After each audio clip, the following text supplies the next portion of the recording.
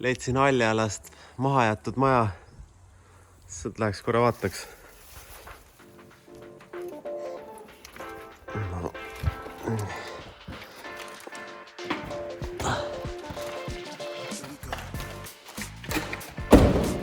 Oh.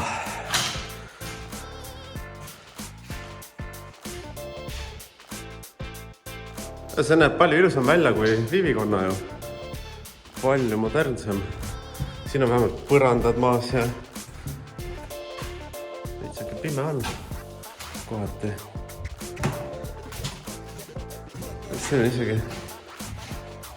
Maa tuleb täita lastega. Kas ikka tuleb? Revolutsiooni lapsed.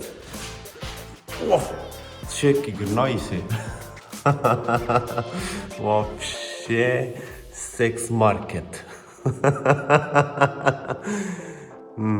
Jah. Tegelikult võiks helistada, vaatab. Siuke tädi võtab vastu, ütleb, et halloo. Võtab ta ja tegelikult on mingi paks tädi. Teeb raskelt köögis süüa ja siis ma ei tea, rätik on üle õla ja laps on kõrval toas ja siis teeb sulle mesikommi häält, et pole see midagi, päris elu on midagi muud. No, tahab natuke remonti saada. Huvitav, siuke maja lihtsalt seisab niisama tühjana. See on tegelikult ju parem projekt kui Viivikonnas, ma ütleks, et terve see maja näiteks ära osta ja ära tuunida. Korterid maha või, aga samas okei, kus me oleme Haljalas. Ilmselgelt tegelikkuses siia ei ole mingit massilist tungi. Et inimesed hullult tahaks siia elama tulla, et siin on isegi viiakse osast korterid, ma olen kuulnud mingi 10 000 euroga. Noh, et ongi, et lihtsalt, ei ole ostjad. Aetakse siin nii alla, et lihtsalt lahti saada. Et selles suhtes tegelikult kohati nagu kahju, et vanad majad lagunevad, on ju, noori ei huvita. Noored lähevad linna,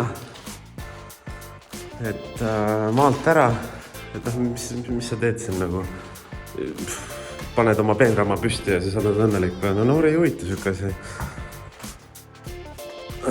Et selles suhtes kurb on. Ma olen isegi kuulnud, et üks andis tasuta oma korteri Haljalas ära. Ma võin ka teile anda. Besplatna kvartiira, kes soovib. Oho, siin on pliidi pesa veel. Ühesõnaga, eluunistus. Olla siis seal, kasutada tomateid. No noori ei huvita see, olge mausad. Noor tahab kätsu, mürtsu, pauku, pidu, kõlab Gollywoodi. Tšuhvi tahaks seda noori inimene saada. Ta ei taha kopitada sellise seinaga korteris. Ja käia WC-s, kus on pekkis.